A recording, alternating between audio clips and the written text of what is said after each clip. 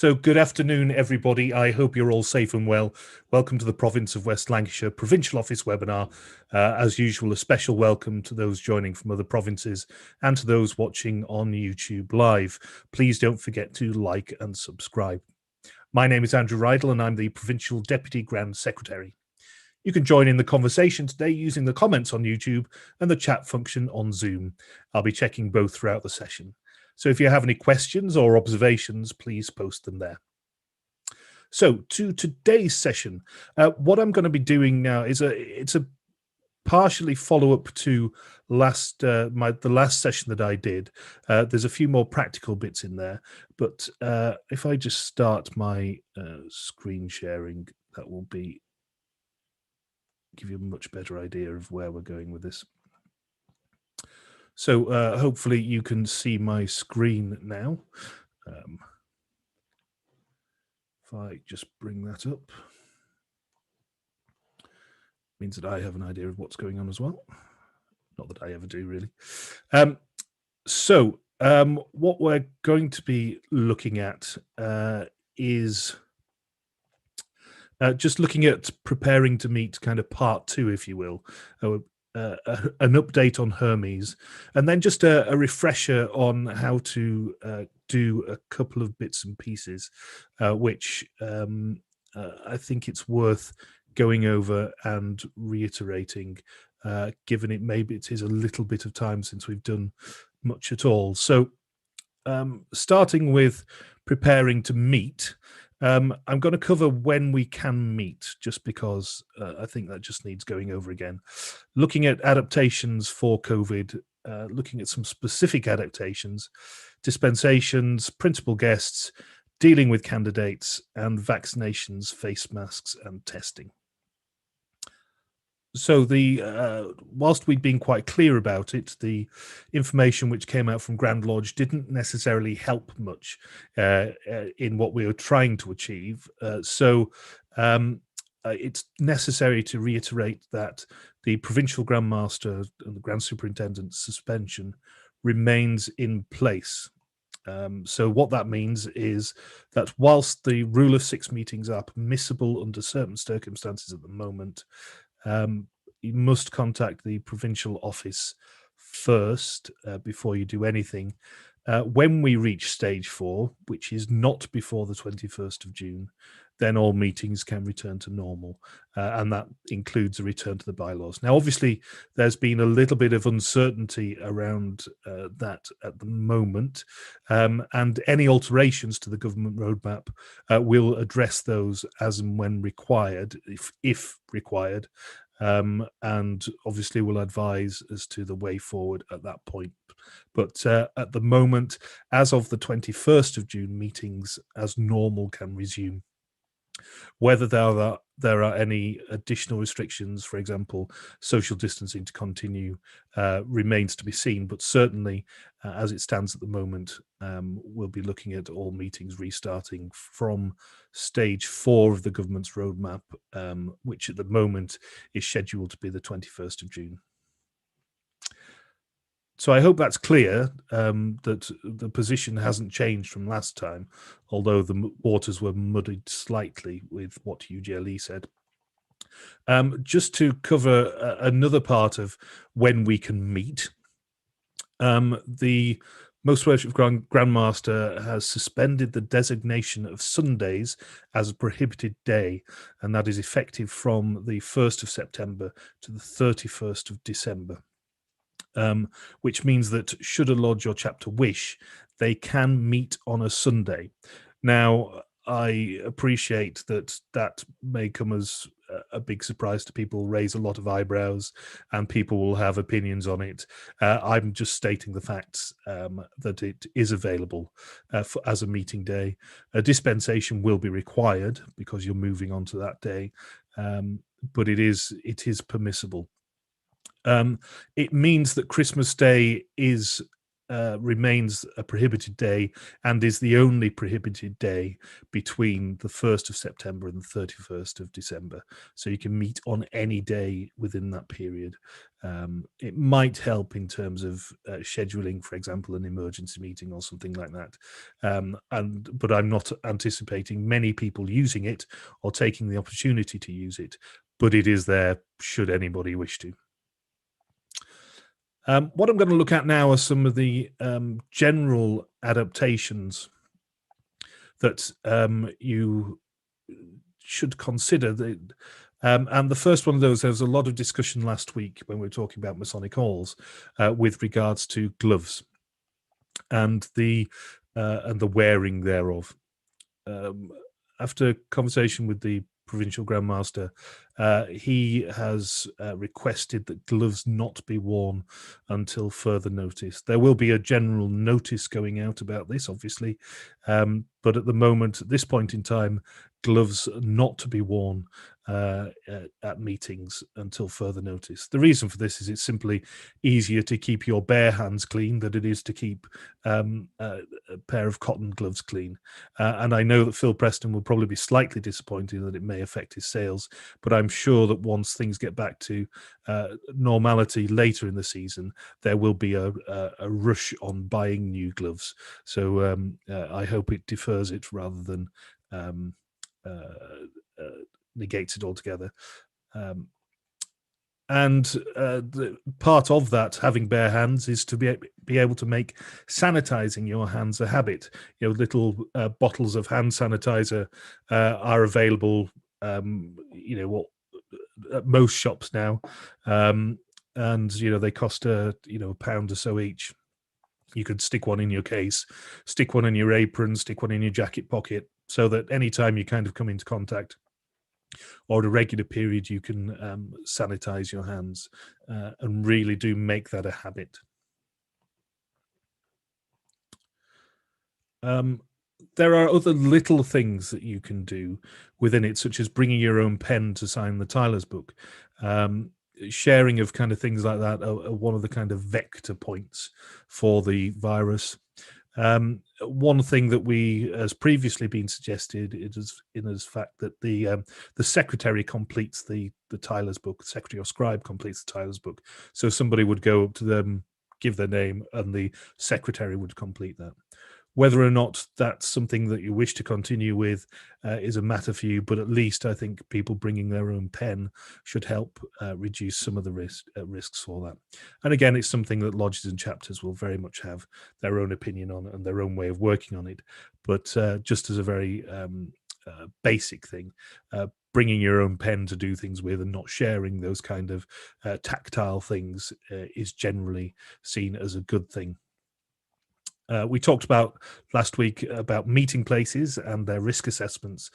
And one of the things that we strongly, you need to, is follow the meeting places risk assessment with regards to things like one-way systems and that kind of thing. And that includes communicating those to the members as well and the people attending the meetings. Simple things, for example, not congregating in tightly packed groups if there's a particular pinch point in one of the halls, or if a changing room is particularly quiet, just particularly busy, then just hang back until it's a bit quieter. And you can go in there and change without getting too close to people. There is a lot of using your common sense required in this, and also taking responsibility for your own safety. If something feels awkward or not quite right, just remove yourself from that situation until things have quietened down, and that way you can feel safer, and I'm sure everybody else will as well. So they're the kind of general adaptations which we're talking about. They're not exhaustive, and yes, there is the coverall there of using your common sense, but please, take responsibility for your own safety and whatever. There's just a comment from Chris from Anfield Lodge about a restriction on shaking hands. Again, it's kind of at the moment we wouldn't expect people to be shaking hands. Obviously, that's part of the ceremonies in some cases. I think it's best to remember that just what's around at the moment, and whilst shaking of hands is going to be prohibited, it can be mitigated obviously by regularly sanitizing your hands in between that. But I think kind of keeping to what is the norm of maybe just a kind of more social elbow bump or something like that for the time being may feel more comfortable to you. Again, it's about what feels comfortable to you within that scenario. So just thinking about some specific adaptations, which is possibly why the it's appropriate for DCs to be here. Just about what thinking about whilst social distancing recommendations are in place, and some of the things which London have said, and one of the things that they've categorically said is don't do the full closing in the third degree. And it's much more about kind of minimizing those face-to-face contact.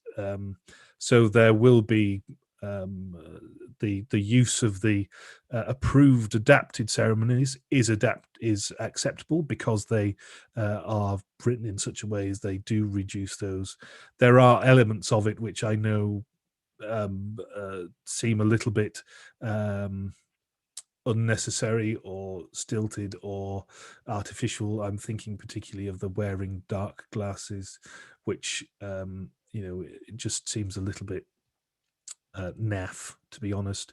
But there are elements within there, particularly to do with the perambulations and managing the candidate, that do really help restrict that close contact to people. So it's something that you may consider at least having a look through. Like I said, close face-to-face contact is to be avoided. And I think largely within the ceremonies, it can be avoided. Certainly within a general meeting, it can be avoided to a greater or lesser extent. But hopefully, as people get more confident and restrictions or advice regarding social distancing is relaxed, then we can return to normal. And again, it's about opting that for common sense approach. So it might be at certain points within different degrees that grips aren't held for a long period of time. They're held and then released. Or that there's just a bit more distance between, for example, the master and the candidate for obligations, that kind of thing, as regarding on where the or the geography and the layout of the hall. So that's something you can consider as well. Now, when the social distancing is no longer required, when we do that, it is a revert back to the traditional ritual, custom, and practice. It kind of goes without saying that, but it's what we would expect people to revert back to relatively quickly and relatively easily as well during once those restrictions are lifted. There shouldn't be any reason to kind of not go straight back once those restrictions are lifted. So just moving on to dispensations now. Obviously, there's been quite a few applications for these as we go along, and I'll just address that in a second. The first thing I'll mention, as usual with dispensations, is I'll talk about the 7-day myth. This is the myth that you do not need a dispensation if you're moving a meeting by 7 days or fewer. You need a dispensation to move a meeting.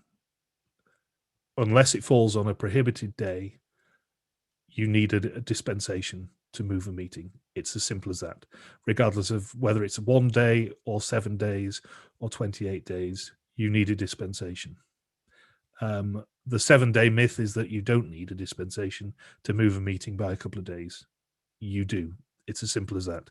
So that's the I hope category, and I'm sure that the majority of people here are more than familiar with that. It's something that still crops up. We still get phone calls about it. It's still mentioned. Oh, well, I won't need a dispensation for that, will I? And the answer is yes, you do. So please bear that in mind. It's like I say, I'm sure it doesn't apply to the majority of people here, but those that do get these notes later will hopefully pick that up as well.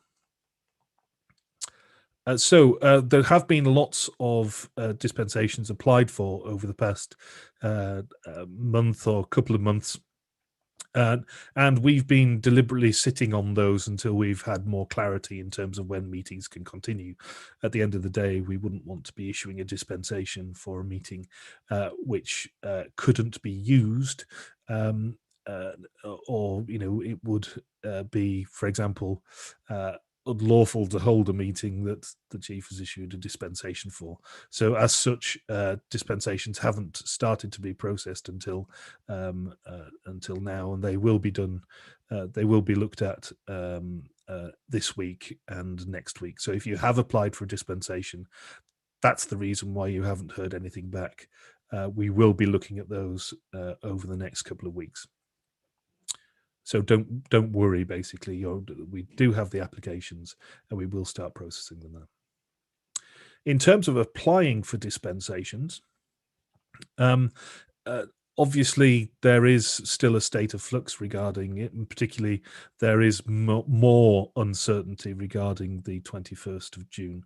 So when we do, if you are applying for a meeting, for example, towards the end of June, beginning of July, it may just be worth just giving it a couple of weeks before you do apply for it.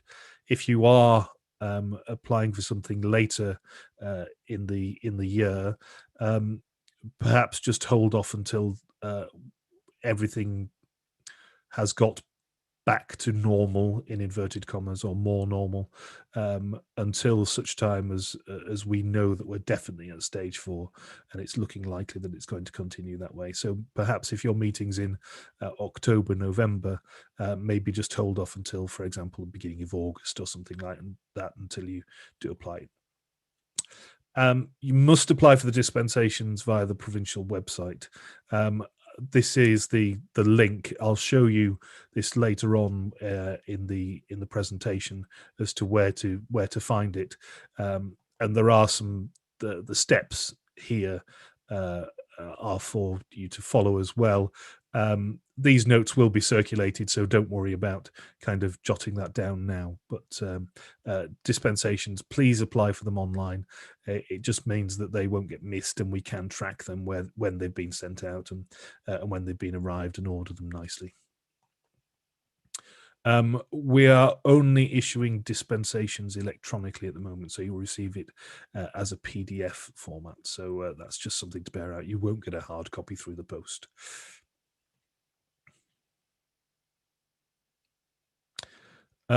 Dave Thomas, just reading your note about the moving the installation and the implications of it with regards to the principal guests. Funny enough, I'm just coming on to principal guests now, and any variation in what your pattern or your usual pattern, liaise with your group chairman first. They will be sorting out who can attend. It is very much custom and practice in the province for the provincial Grand Master to be represented. We've had a few inquiries regarding whether it's necessary, and constitutionally, the answer is no. It's not necessary. However, from the province custom and practice would say yes. So just liaise with your group chairman on that for it. Likewise, if you are holding or planning to hold an installation using the temporary emergency measures, so that would be if you don't have a master at the moment, or your installation was after the 1st of March this year, due to be after the 1st of March this year, then you will effectively be looking at having 2 installations between September and July in the forthcoming season. So obviously within that, 2 principal guests and all that kind of thing. So you just need to, it's just a reiteration to liaise with your group chairman and consider that when you're doing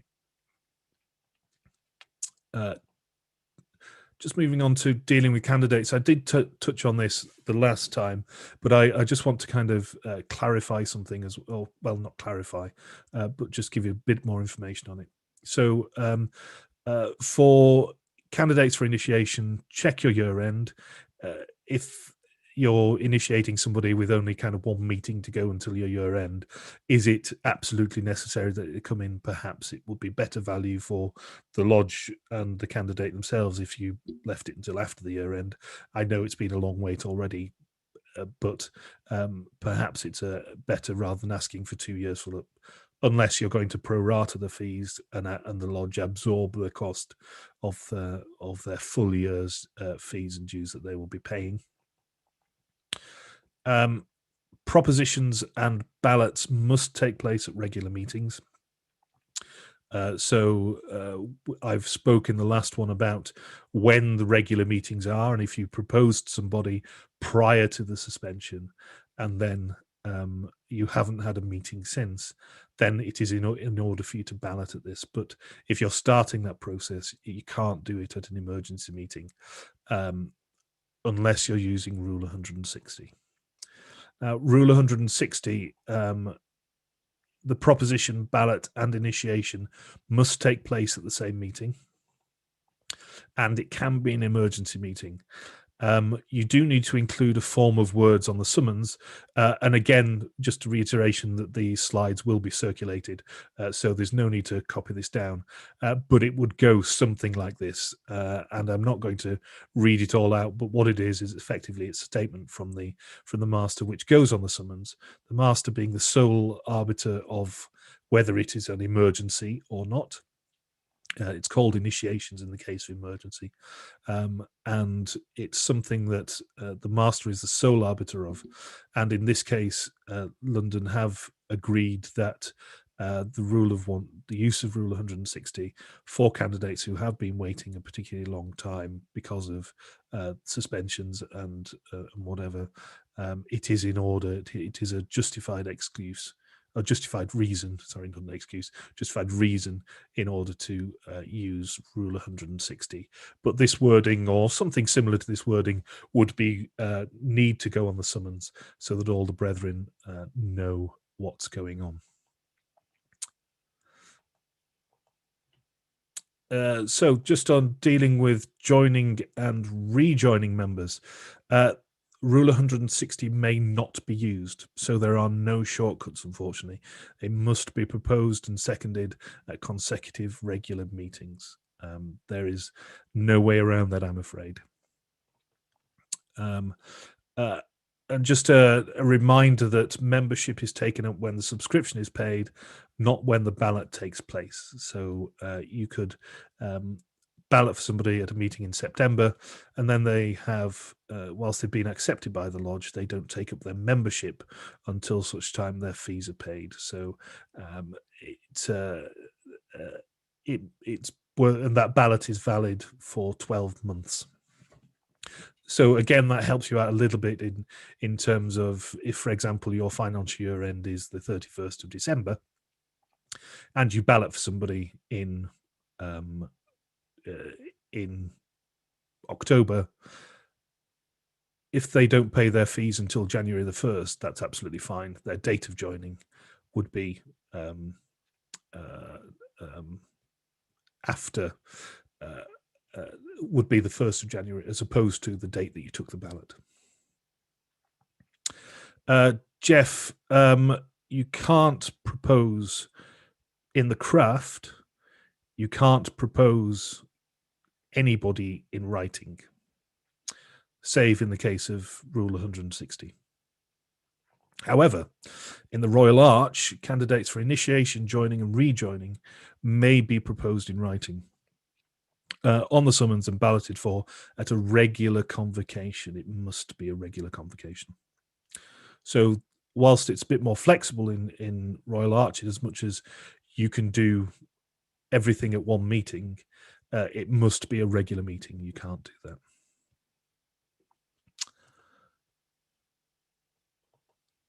So that's dealing with candidates. Moving on to vaccinations, face masks, and testing. Neither UGLE or province have issued any requirements with regards to this. Entry into a lodge is the master has the sole discretion over who is admitted into meetings. So it's up to an individual lodge as to what they decide, if they decide to do anything with regards to that. I know some lodges have talked about kind of saying, well, we only want people attending who are vaccinated. My response to that is bear in mind that some groups may have not been offered a vaccine yet, particularly the younger brethren may have not been offered a vaccine yet. So have they been? Are they precluded by that? But at the end of the day, it is for the master to decide who can be admitted to a meeting. The wearing of face masks is, of course, prohibited. Is of course permitted, but again, it is down to the meeting place's risk assessment, the lodge and chapter's risk assessment if they've done one, the general feeling in the lodge or chapter, and the individual as well. If they want to wear a face mask, then they should absolutely wear one and not suffer anything for that. So and then likewise temperature checks subject to the meeting place's risk assessment. They're obviously a good check for that. Now, there are also free rapid home test kits available from the government, and you can order them online at government gov.uk/coronavirus, and they come in a box like that, usually the day after you order them. They take very little time to do, and I'll maybe show you how to do one at the end of the session, but order them, do them at home. It's free. It doesn't cost anything. You get 7 in a box, and you should test kind of twice a week, something like that. Please make use of that service. It is absolutely free. The tests take a couple of minutes to do, and you get the results within 30 minutes.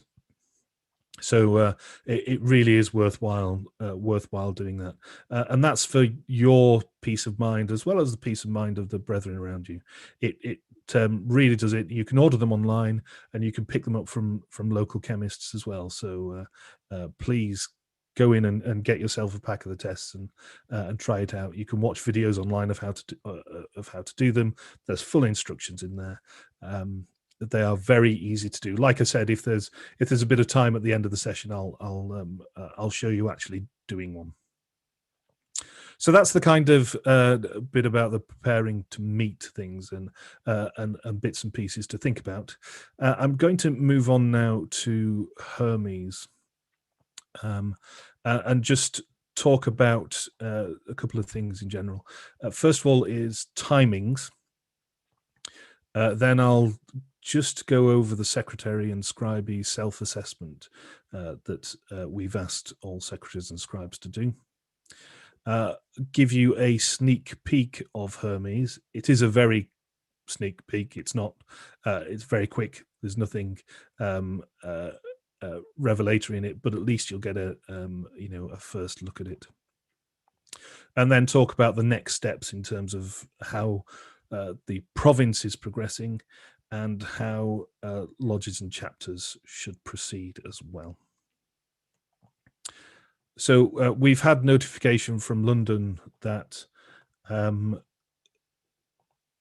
the Hermes will roll out nationally, will start in Q4 2021 this year, and the rollout it's been going to be done in a rolling start, and it's in blocks of 8 weeks. So some people will be starting on kind of in mid-November, and it will continue throughout. I think they're starting one a week, but it's it takes 8 weeks between the start and the end of the rollout.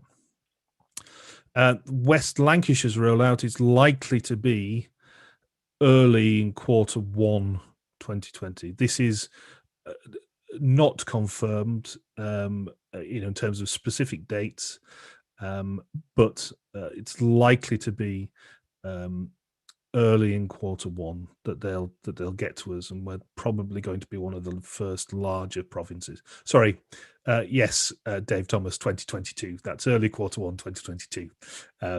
Thanks for that. So yeah, it's likely to be Q1 2022. And but we are likely to be able to have the resources sooner, and we are pushing for that as well. We're pushing London to get the resources as soon as possible, so that the provincial office and the team in the provincial office can get familiar with it, and then we can start to let secretaries and scribes have a look at it, so there's a degree of familiarity with it when it does finally come to start doing the rollout proper in the province. We want to be as well prepared for this as we can, and we want to take people with us on that. Part of that was asking the secretaries and scribes to think about themselves and what they felt, how they're feeling about Hermes at the moment. And 362 out of 407 individuals represent. So we've got representation from 429 lodges and chapters. There's a few more to go, obviously, to get us up to the 470 odd. But we are getting through that, and we'll be contacting those that haven't completed them, haven't completed the self-assessment soon. So if you haven't yet completed the self-assessment, please do it. I'm sure it's not anybody. I'm sure all the secretaries and scribes in the chat today have completed it. But if you haven't, please do.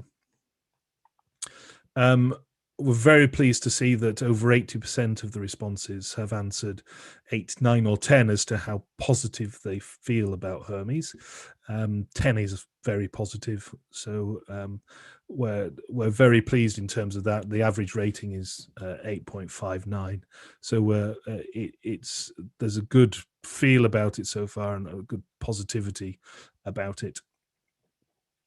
What we're also pleased about, we'd prefer this figure to be 0, obviously, but we thought that it was going to be closer to 10, 12, 15% for this. However, it's 3.9%, 14 out of the 362 have indicated that as a direct result of Hermes, they're looking to step down. So we were anticipating that was going to be kind of 12%ish. So we're very pleased that it's that low. Obviously, we don't want anybody to feel forced out by it, and the people that are looking to step down as a direct result of Hermes, it is unfortunate. And one of the things that we're trying to do is put in as much support in place, put in as much, give you as much information as we possibly can, to hopefully mitigate that number as well. So people will give it the benefit of the doubt, at least in the interim period. So just thinking about some of the responses that we've had from that, one of the things that we asked secretaries and scribes to do was tell us in 3 words how they felt about Hermes. And what I've done is collated what's called a word cloud about how secretaries and scribes feel. And that looks like this. Now, the larger the word, the more frequently it came up within it. So there are, apprehensive, and apprehension is probably, is something there. Frightened is something that has come up, and we hope that we'll be dealing with those. But a lot of the rest of it, the rest of the words, the rest of the phrases which have come up, have been very positive, and I think that reflects the number of people that have said they're positive about it. Clearly, one of the things that we'll be monitoring over time as we go along is how people's moods are changing towards it. And one of the things that we'll be looking at is to do more things like this to show how we can help people as much as possible. So thank you to all the secretaries and scribes who completed that self-assessment. Like I say, we'll be chasing up the ones that haven't, but it does help us inform how we're going to proceed, the training that we need to do and training that we need to put in place. And I'm sure that you'll see that ultimately, whilst it may have taken 5, 10, 15 minutes to complete, it will lead to a much more satisfactory experience for you in the longer term. So what I've sneakily done, and this is just to give you a very sneak peek. I'm not going into any of the functionality. What I'm just going to do is show you kind of one of the home pages of Hermes, and it looks like this. So after you've logged in to the meeting, this is what you'll be presented with, and it's member management, lodge management, meeting management, statistics, and a couple of other bits and pieces. You'll see that it is very simple, very clean, and very clear. So, member management is looking after the lodge members, and it's that kind of intuitive thinking within it. So that's just a sneak peek of one of the landing pages for it. That's all I can show you. Unfortunately, at this point in time, I have asked if I could show you the full one of the video demonstrations which we've seen, but I was asked not to, so I can't, unfortunately. But at least to give you give you reassurance that there aren't going to be buttons everywhere. There aren't going to be all sorts of toggles and functionality that's going to be confusing to learn. It's going to be very simplistic to look at, and just to reassure you, it has been designed with the lowest common denominator in mind. So even the secretaries from Yorkshire West Riding will be able to use it. Sorry, I shouldn't have said that. It's very naughty of me. Apologies to anybody from Yorkshire West Riding. So just thinking about the next steps for lodges and chapters. I mentioned those people that were looking to step down as a result of Hermes. Obviously, what we'd like is for any such changes in secretary or scribe to be done by January 2020, 2022. Again, that should be 2022. Sorry. Just so that we have the people in place which are going to be using it when we start doing the training, when we start that kind of 8-week period of rolling it out. So if lodges and chapters can look to do that for January, I appreciate that you may not have an installation before then, so you may be changing mid-year. But please bear in mind that for the benefit of both the incumbent and also the designate, it will be much more beneficial if they can be in post, and so they can hit the ground running when we start to roll Hermes out. So if you can bear that in mind, please. So obviously we can't hold your feet to the fire on that, but I'm sure you can see the benefit to it. Part of the transition also will be the migration away from paperwork. So it needs to be up to date at the start of the transition period, so that we can really just go straight onto the system without worrying about a backlog of paperwork and how that's going to be processed. So uh, please, I know that some of you may just leave it a month or so for returns and whatever, but please, if you can look at keeping everything uh, uh, as clean as possible from that point of view, so that we don't have things hanging around, and we can get through to the when we start the transition period, everything is as up to date as we possibly can. So uh, and I'm talking about if you've done 2 consecutive third degrees, it may be the case that you hold back applying for the Grand Lodge certificate until you've done the second one. Well, if you can apply for them kind of as you do them, that's something. Um, uh, uh, no, Phil, they should say 2022. Sorry about that. So yeah, if we can have people in place by January 2022, that's great, and also the paperwork as up to date as possible for that. In terms of what we're going to be doing, one of the things that we identified was the need to help groups support lodges and chapters to recruit suitable people. So as part of that, we're going to be running kind of a series of basic how to be a lodge secretary presentations to help recruitment and hopefully look at some of the more challenging lodges and chapters who are finding it harder to recruit, and seeing about how we help those in future. So there will be much more support for this than possibly you've expected in the past. And also we'll also be looking to obtain the learning resources as soon as possible. So I said that we want to get those as early so that people can be familiar with it. So we can push that forward, and people can really feel secure in that, and when they actually get their hands on it, it will be familiar rather than something new. So that's the update on Hermes. I'm now going to do a bit which sounds quite simplistic, but I think it's worth going over them. I appreciate, and I apologize in advance, that this is a little bit of teaching Granny how to suck eggs. However, I will try and give you my rationale for doing things as we go along.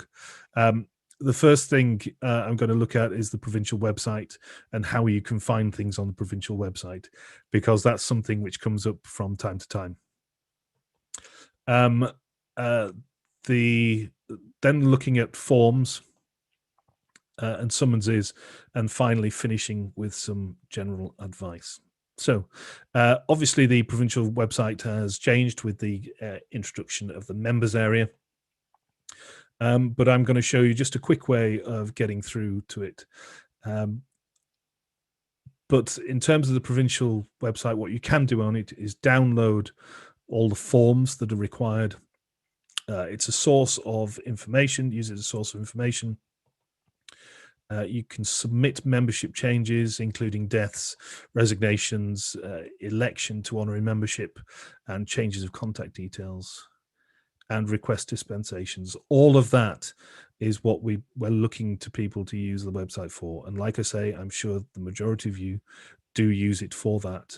But I'm just going to go over where you find how to do that as well. So from the home page of Provincial website, look at those handsome chaps.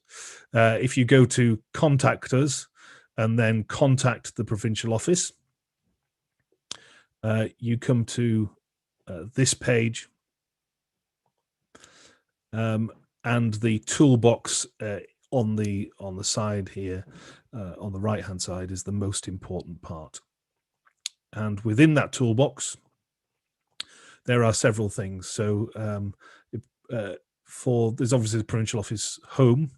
Then the secretaries and scribes, in that area, you find all the downloadable forms that you could possibly want.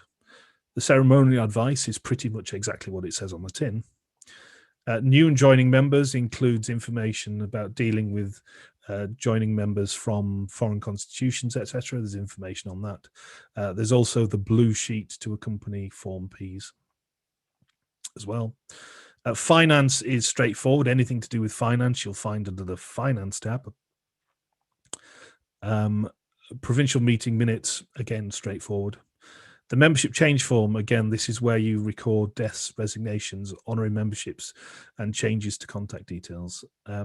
We quite often get an email from a secretary saying that such and such has died, and we unfortunately need a kind of more permanent record of that, and it goes into a database behind it. And the way it goes into the database behind it, so that we have a permanent record of the notification, is that it's done through the form on the website. So please direct those notifications to the membership change form. And then the dispensation request form, I think, is probably fairly straightforward as well. It's where you request the dispensations. So that's where you'll kind of find bits and pieces. What I'm going to do is just focus on the secretaries and scribes tab. And when you click on that, you come to a page like this. And this is the quick forms area. So all the forms that you could possibly want are here.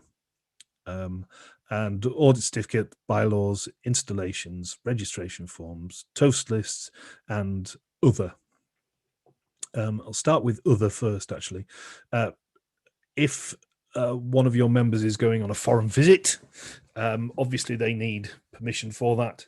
And the easiest way to obtain that is just to fill in the foreign visit request form, because what happens is that comes in and goes directly down to London so that they can come back quickly and say, yes, that's fine, or other information. So the foreign visit request form, please use if you're going abroad.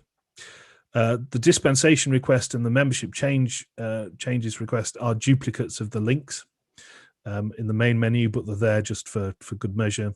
And obviously the Grand Lodge certificate request is there as well.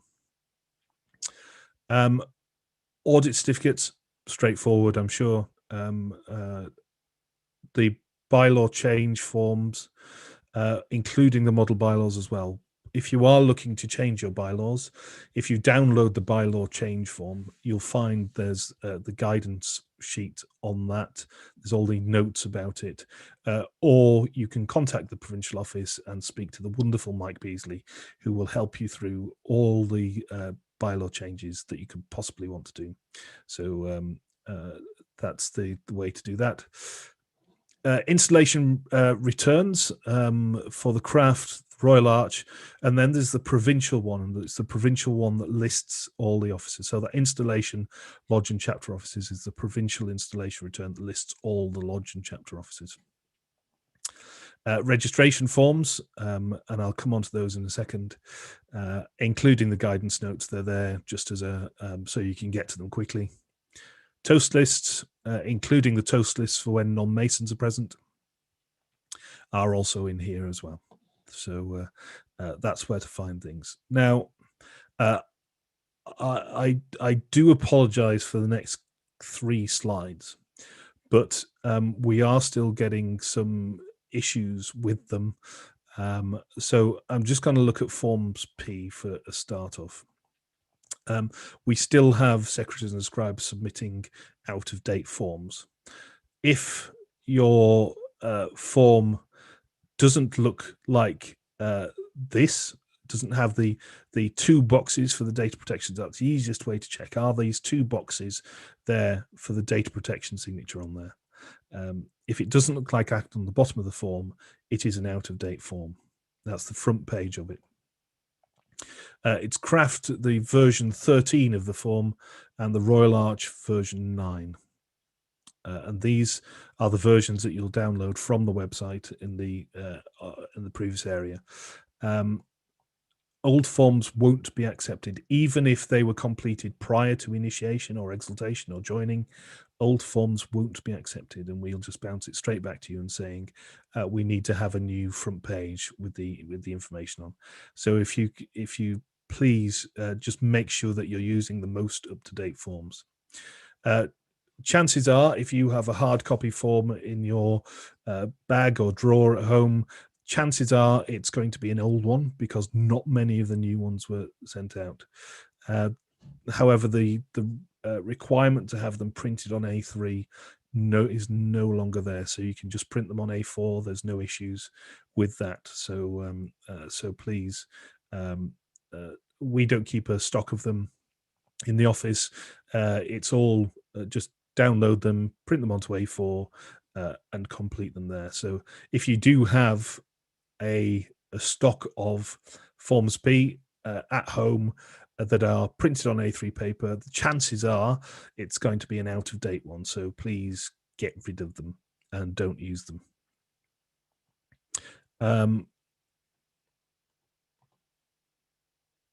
Unfortunately, whilst they can be printed out not on A4, they still must be completed by hand. Unfortunately, you still need the signatures that for so twice signed by the candidate, proposer and seconder, master and secretary and scribe need to be on there. So please bear all that in mind. But we still have old forms coming in, and I apologize. So Alan, the issue numbers on the Form P for Craft are 13, for Royal Arch 9. So those are the issue numbers that you need to be looking at.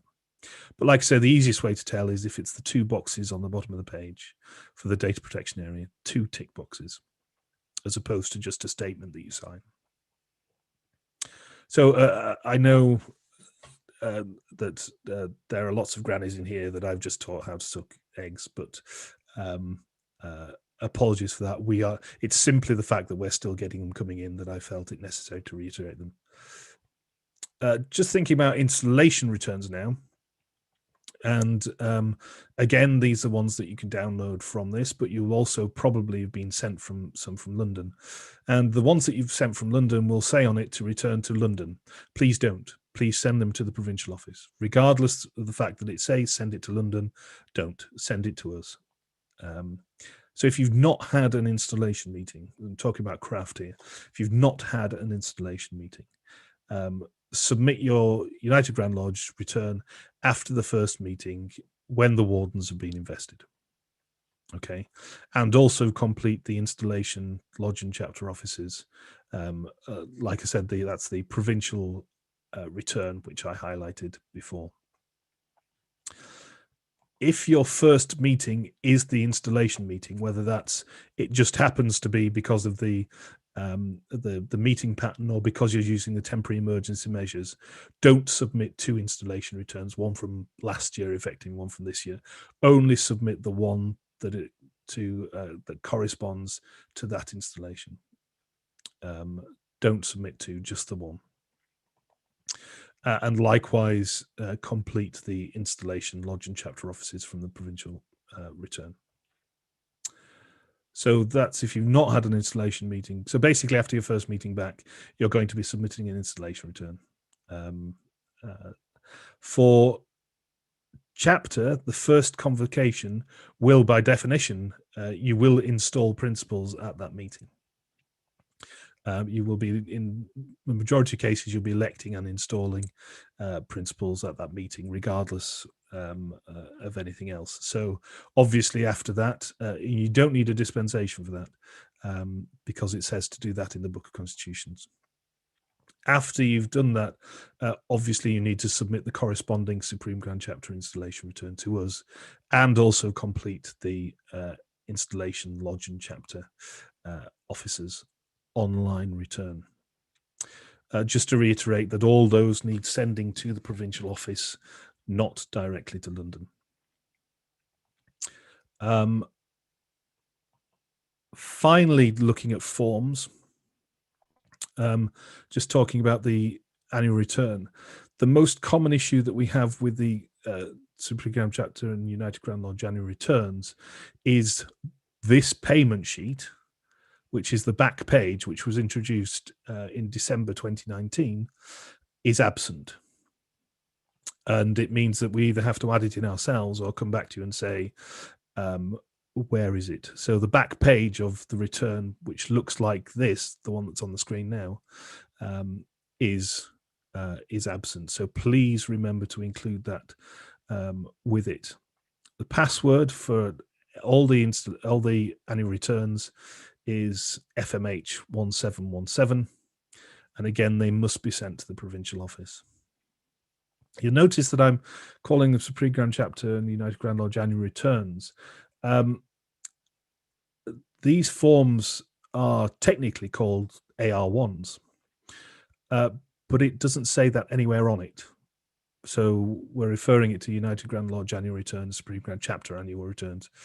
They used to say AR1 on it, but it doesn't anymore. So just for the avoidance of doubt and the avoidance of and to not talk jargon, calling them annual returns. All the pages must be returned. So the pages including the list of members, the signature page, this balance page at the end with the payment details on, and the list of honorary members all must be included. I can't stress enough to include the payment sheet. With regards to honorary members, please give the election dates and the dates of death, if appropriate, obviously, for honorary members. If you just put date of death unknown, for example, we can't accept that, and we'll either need to come back to you or do some digging at our end, which can take some time. Please, if at all possible, include the date of death or an approximate date of death. If you can give us just a month and a year, then that's just helps us no end for that. So those are the three kind of forms which I just wanted to reiterate. I haven't taken long on it. I hope you appreciate why I've done it. Just to move on now to summonses, there's a couple of things that that may just not necessarily have been considered. So what I'm just going to go through, it may be that you need to include more information on the summons than before, and as such you may need to just think about the design of it. But what you could do is include any adaptations for COVID-19 so people know what to expect when they turn up. Information for advanced booking if you want people to book early. I know some of the lodges with dining need that anyway, but for some lodges where you just turn up, it's you may want to include more information about advanced booking. You could include, for example, the QR code. If your lodge has a relief chest and you have the QR code for that, you could include that on the summons, for example. Obviously, now that the lodge membership officer has been approved as an office, when if you appoint that, you can include those details on the summons, along with the mentor, the almond, and the charity steward, etc. Please, Diana loves this. Please send summonses to central office. If you send those to that email address, Diana won't have to come and pester you for them. So please continue to send them to central office at provinceofwestlancs.org. You don't need to send them directly to me. You don't need to send them directly to Peter. Please just send them to that email address and we'll sort it out from there. So that's just a quick note on summonses. Finally, this is some general advice which I gave last time, but I think it's worth reiterating. Again, judicious use of common sense is encouraged. No member should feel pressured into attending. Hand hygiene is imperative. Please wash your hands regularly. Don't wear gloves. Follow the policies at the meeting place. And if in doubt, please phone me. That's not a problem. Most importantly, if you do feel at all unwell, please don't attend the meetings. So that's that. What I know I've kind of gone through that quickly, and I know there's a couple of bits and pieces in there which I've covered, and I know some of the bits have been a little more simplistic than others. So apologies for that. What I can do is I'll just open it up in a short time.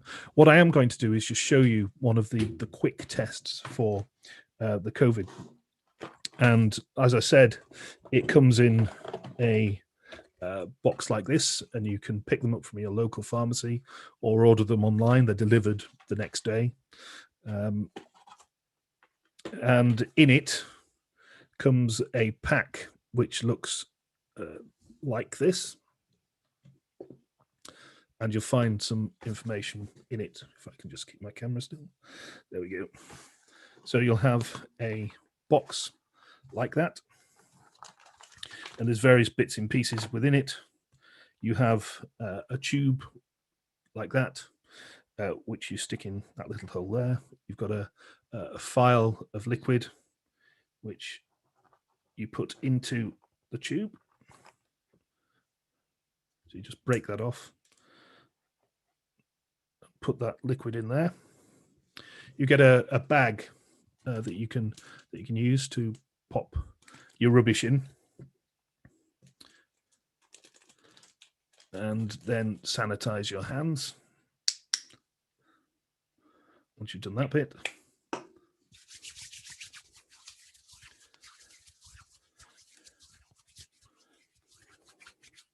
okay, this is the actual test in here. This is what the test looks like. And it's a little plastic thing like that. It's got two openings on it, one that's got an S by it and one that's got a C and T by it.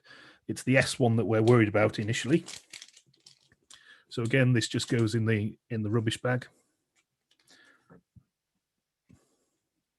And then you have the swab, which is what you're going to do the main test with.